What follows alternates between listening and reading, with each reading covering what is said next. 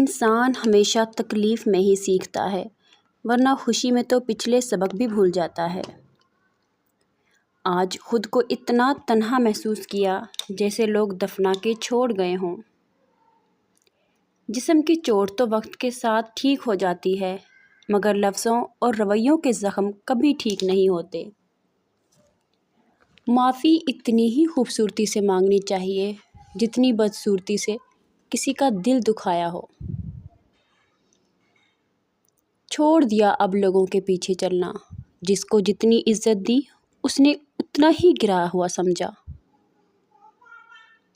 اگر پینسل بن کر بھی کسی کی خوشیاں نہیں لکھ سکتے تو کوشش کرو ربڑ بن کے کسی کے غم مٹا دو۔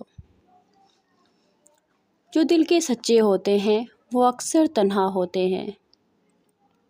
دل جس بات پر ضد کرتا ہے رب اسی بات پر آزماتا ہے۔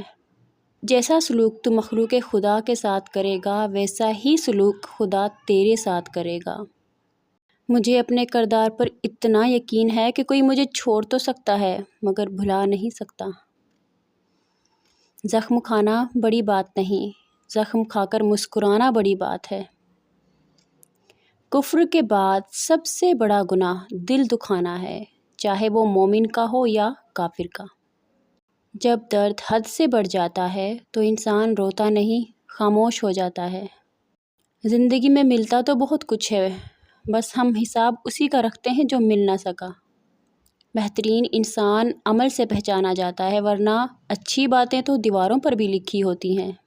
بدلتی ہوئی چیزیں اچھی ہوتی ہیں مگر یقین کیجیے بدلتے ہوئے اپنے بہت تکلیف دیتے ہیں۔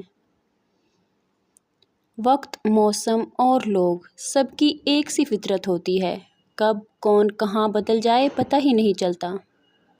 دھوپ کا تو بس نام ہی بدنام ہے، جلتے تو لوگ ایک دوسرے سے ہیں۔ اللہ کا شکر ادا کرو، یہ نہ سوچو اللہ تمہاری دعا کو فوراً قبول کیوں نہیں کرتا، بلکہ یہ شکر کرو وہ تمہارے گناہوں کی سزا فوراً نہیں دیتا۔ اپنے بہترین وقت کو نماز کے لیے وقف کر لو، کیونکہ تمہارا سب کام تمہاری نماز کے بعد ہی قبول ہوں گے۔ بہت کم ایسا ہوا ہے کہ قدر کرنے والوں کو قدر کرنے والے ہی مل جائیں، ورنہ قدر کرنے والوں کو ہمیشہ سب بے قدرے لوگ ہی ملے ہیں۔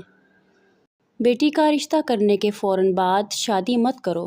پہلے لڑکے والوں میں یہ 3 چیزیں نہ دیکھ لو۔ پہلی چیز کہ لڑکے والے کنجوس تو نہیں، اور دوسری چیز اس کے گھر میں عورت کی حکومت تو نہیں، اور تیسری چیز جو مال و دولت انہیں آپ کا دکھایا ہے وہ واقعی اسی کا ہے یا آپ کی آنکھوں میں دھول جھونکنے کی کوشش کی ہے۔ اگر میری ویڈیو اچھی لگے تو لائک کریں، شیئر کریں۔ شکریہ، اللہ حافظ۔